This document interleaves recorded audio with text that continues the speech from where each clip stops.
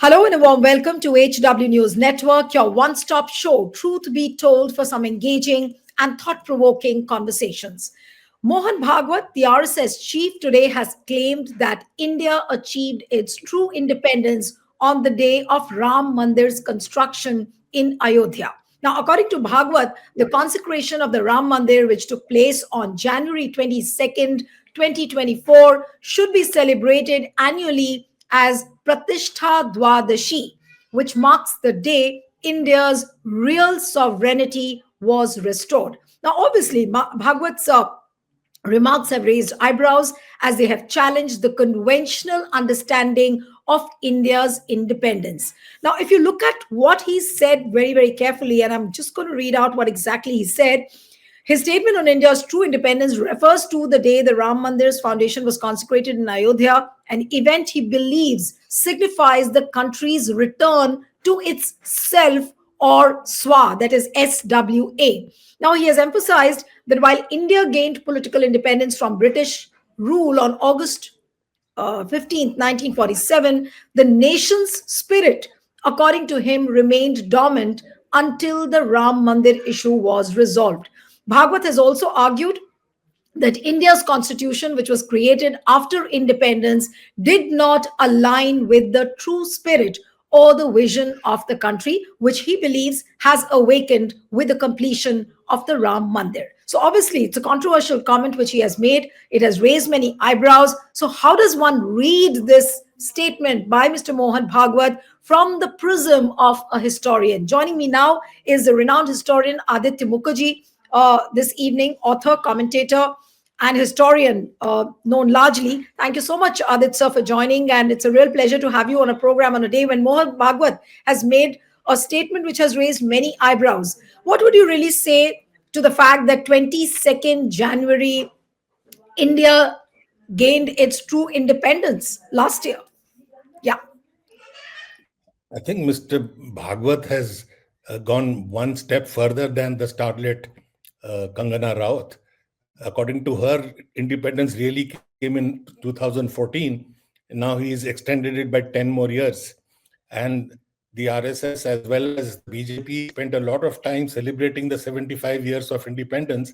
I wonder what that 75 years was all about. But that apart, I mean, this notion that independence only came with the establishment of the Ram Temple and not in 1947 with the exit of the British is precisely because they had nothing to do with the exit of the British, the removal of British rule. And they're saying that the constitution does not represent the self of the Indian people.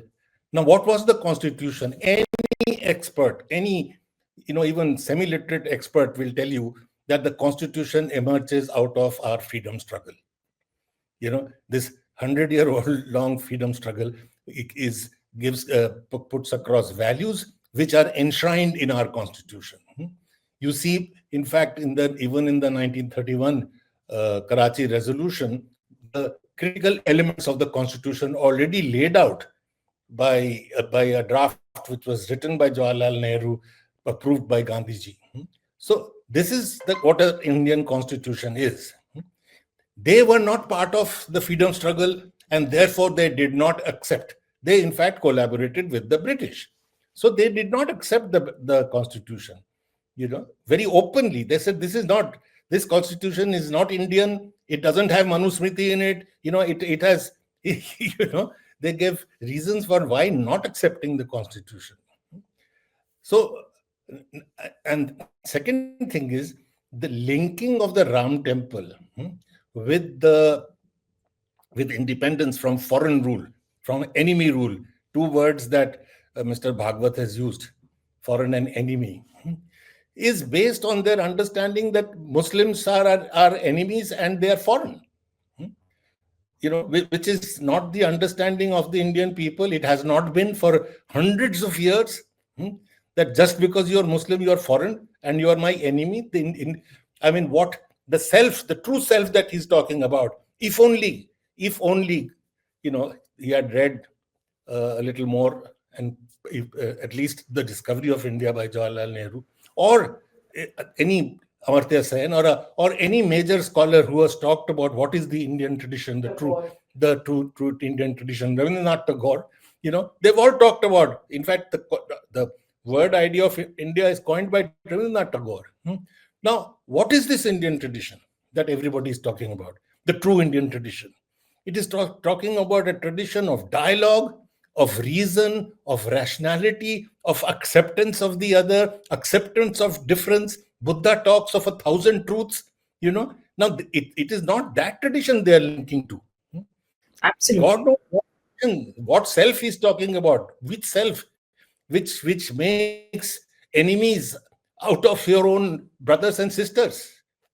No, but Mr. No, Mukherjee, the point is that, by making a statement like this, is Mohan Bhagwat giving some sort of a clarion call to the government of the day, where indirectly we could see that, okay, now from 15th August 1947, the day of the Independence Day is going to change to 22nd of January. Is that what the government could do? Then the secondly, will the ramparts of the Red Fort become a history now? And maybe what is a possibility that if Prime Minister starts hoisting the flag from the premises of the Ram Temple, is that a hint which apparently one could read from Mohan Bhagwat's statement?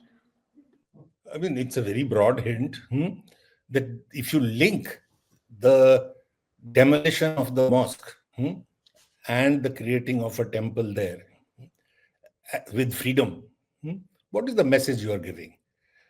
What is the message you are giving? That, what is in fact happening, as you can see, what they are doing. Every temple that they can find, they are trying to locate a mosque under it. So they are bringing in a medieval, they're pushing us back by centuries. They're bringing in a medieval mentality of revenge on something that may have happened hundreds of years ago. I mean, from the Prime Minister down to all of them have been talking of this 1,000 years of British or of foreign rule. What is the 1,000 years of foreign rule? Where has this come from? It apparently has a link with the destruction of the Somnath by Mahmud of Ghazni. And if you read the history of the Somnath, as has been written so brilliantly by Professor Romila Thapar, she shows that 100 years after the destruction of the Somnath, one local ruler rebuilt the temple, and he does not even mention Muhammad of Ghazni. And 250 years later, that is, it was destroyed in the 11th century. 250 years later, they gave land in the temple premises to a Muslim trader to build a mosque. The first time this notion that the destruction of the Somnath temple was something which seared the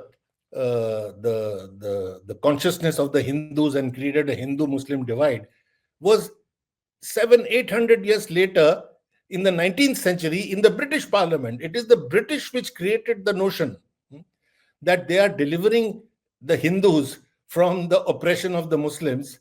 And since the destruction of the temple 1,000 years ago, the Hindu psyche has been seared. Now, in 1951, this is what K. Munshi says.